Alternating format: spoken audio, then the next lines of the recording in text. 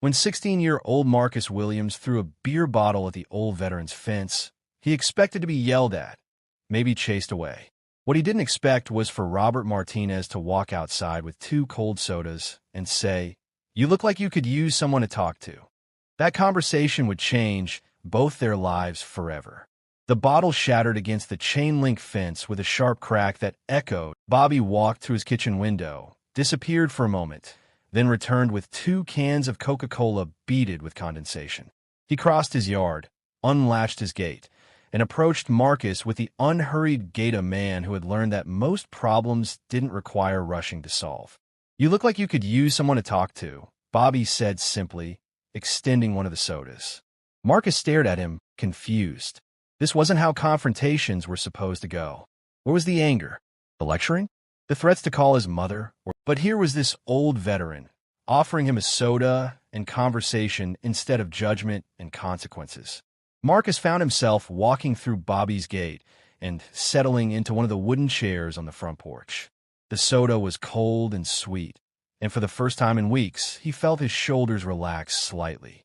"I'm Bobby," the older man said, settling into the chair beside him. "Marcus. Nice to meet you, Marcus. You live around here. Couple blocks over. Grove Street Apartments." Bobby nodded. "I know those apartments. Lived there myself when I first got back from Vietnam.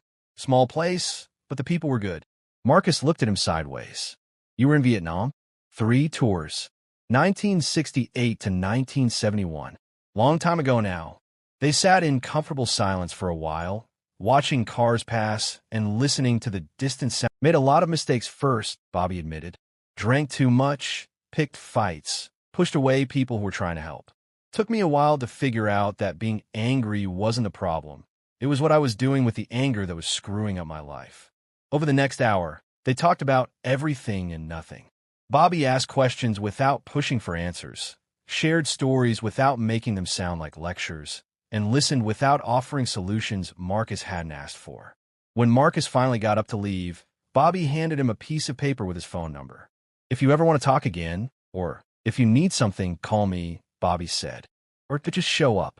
I'm usually here." Marcus pocketed the number, not really expecting to use it. But 3 days later, when his mother had to work a double shift and he was facing another long evening alone with his thoughts, he found himself walking back to Maple Street. Bobby was in his garage, working on an old motorcycle that looked like it had seen. The motorcycle became their project. Bobby taught Marcus about engines, about patience, about the satisfaction that came from fixing something that was broken. But more than that, he taught him about persistence, how problems that seemed impossible could be solved if you broke them down into smaller pieces and worked on them one at a time. "This bike is like life," Bobby said one afternoon as they struggled with a particularly stubborn carburetor. "Sometimes everything seems wrong all at once. But if you focus on one thing at a time, figure out what's actually broken versus what just looks broken, you can usually get it running again." Marcus was beginning to understand. "You've got good hands," Bobby told him one day, as Marcus successfully rebuilt a transmission. "Good mine too. You can do anything you want with skills like these." It was the first time in months that anyone had talked about Marcus's potential instead of his problems. The real test came 6 months after that first broken bottle. Tommy Rodriguez had been getting more persistent about recruiting Marcus, and the pressure was intensifying. One evening, as Marcus worked late in Bobby's garage, Tommy and 2 of his crew members showed up. "There you are, Marcus," Tommy said, his tone friendly but with an edge underneath. "Been looking for you, man. We've got some business tonight, and we need someone we can trust." Marcus felt his stomach clench. He knew what kind of business Tommy was talking about, and he knew that saying no might not be an option. But before he could respond, Bobby emerged from the house with 3 bottles of water and the calm presence that had become Marcus's anchor. "Evening, gentlemen," Bobby said politely, handing a water to Marcus and keeping the other 2 for himself. "You boys need something?" Tommy sized up the older man, clearly not seeing him as any kind of threat, and smiled. "Just here for my friend Marcus. Got some work for him tonight." "That right," Bobby said, his tone conversational. "What kind of work?" "Private business, old man. Nothing you need to worry about." Bobby nodded thoughtfully, then looked at Marcus. "Your choice, son. But remember what we talked about. Every choice leads somewhere. Question is whether it's somewhere you want to go. The moment stretched out, full of tension and possibility. Marcus looked at Tommy, who represented the easy path, the quick money, the belonging that came with being feared. Then he looked at Bobby, who represented something harder but more lasting, the slow work of building a life instead of just surviving one. "I'm good," Marcus said finally, his voice steadier than he felt. "I've got work to finish here." Tommy's expression darkened. "You sure about that, Marcus? Because opportunities like this don't come around twice." "He's sure," Bobby said quietly, and something in his tone made all three gang members look at him more carefully. "But I appreciate you stopping by." It wasn't a dismissal exactly, but it carried enough authority that Tommy and his crew exchanged glances and decided not to push the issue further. At least not tonight. After they left, Marcus and Bobby worked in silence for a while, the weight of the decision hanging between them. "You know, they're not going to just forget about this," Marcus said finally. "Probably not," Bobby agreed. "But you got options now that you didn't have 6 months ago. And you've got people who believe in you." "People?" Bobby smiled. "Your mom called me last week. Wanted to thank me for whatever I was doing with you. Said you've been different lately. More focused, more hopeful. She's proud of you, Marcus. And so am I." It was the first time anyone had said they were proud of him in longer than he could remember. The confrontation with Tommy's crew marked a turning point. Marcus made a conscious decision to distance himself from that world completely, which meant changing his routines, his hangout spots, and some of his friendships. It wasn't easy, but Bobby was there to help him navigate the transition. More importantly, Bobby helped Marcus see that walking away from one thing meant walking towards something else. They spent hours talking about Marcus's interests, his strengths, his dreams for the future. Bobby connected him with a community college counselor, helped him research automotive programs, and even drove him to visit trade schools in neighboring cities. "Military taught me that having a mission makes everything else easier," Bobby explained during one of their drives. "When you know where you're going, the daily decisions get simpler. You just ask yourself, does this help me get there or not?" Marcus's grades improved. Not dramatically, but enough to keep him on track for graduation. More importantly, his attitude towards school changed. Instead of seeing it as something being done to him, he began to see it as something he was doing for himself, a step toward the automotive engineering program he wanted to enter after graduation. The motorcycle they'd been working on finally ran. It was an emotional moment for both of them, standing in Bobby's driveway as the engine roared to life, proof that broken things could indeed be fixed with enough patience and care. "You did that," Bobby said, having to raise his voice over the engine noise. 6 months ago, you didn't know a wrench from a screwdriver. Now look at you."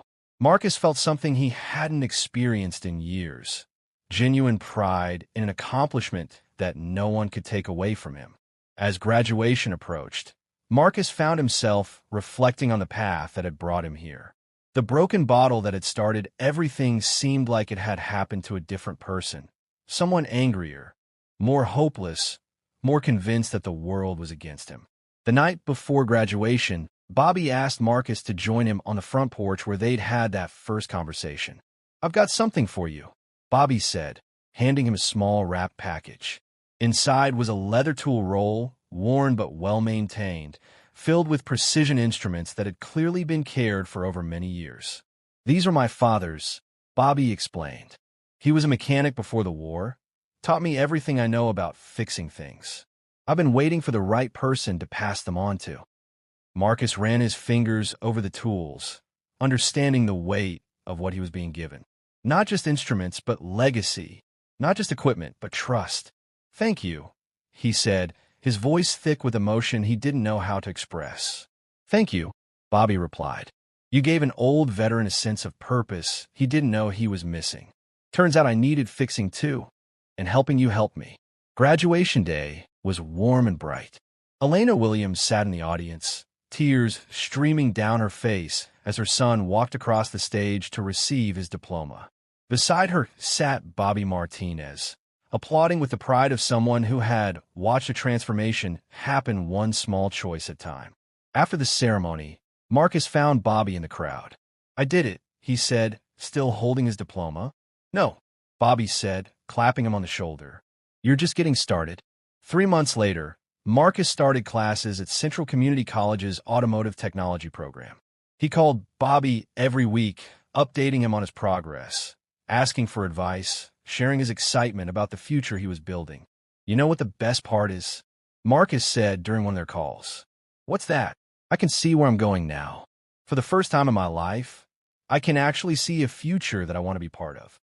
Bobby smiled, remembering a conversation they had months earlier about missions and destinations. "And you know I'd get there," Bobby said. "Yeah," Marcus replied. "One day at a time. One choice at a time. Just like you taught me." 5 years later, Marcus Williams graduated from State University with a degree in automotive engineering. The day after graduation, he drove to Maple Street in a car he'd rebuilt himself, parked in Bobby Martinez's driveway, and knocked on the door he'd walked through hundreds of times. Bobby answered with the same calm smile he'd worn that first day when he'd offered a soda to an angry teenager with a beer bottle and nowhere to direct his rage. "I got a job," Marcus announced. "Good job. Ford's design team. Starting Monday." Bobby's smile widened. "That's outstanding, son. I'm proud of you. I couldn't have done it without you," Marcus said. "You saved my life." Bobby shook his head. "I just gave you a place to work on that motorcycle. You did all the real fixing yourself." They stood there for a moment, two men separated by decades, but connected by the kind of bond that forms when someone refuses to give up on someone else. "Bobby," Marcus said finally, "I want to ask you something." "Shoot." "There's this kid in my neighborhood. 15 years old, angry at the world, heading down the same path I was. His name's David. I was thinking maybe he could use someone to talk to. Someone who's been where he's going and knows how to find a different way." Bobby's eyes lit up with the same sense of purpose that had driven him to help Marcus years earlier. "You know," he said, "I think I've got some sodas in the fridge. And there's this old truck in my garage that could use some work. Might be nice to have some help with it." And so the cycle continued. Because sometimes the best way to honor the help you've received is to pass it forward. Sometimes the kid throwing bottles at your fence is exactly the person you're supposed to help. And sometimes the most important battles aren't fought with weapons or uniforms, but with patience, consistency, and a willingness to see potential where others see only problems.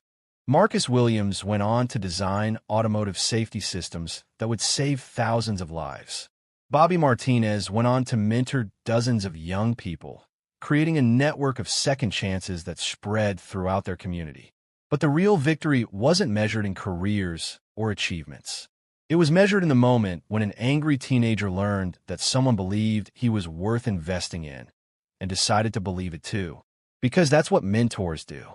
They don't just teach skills or provide opportunities.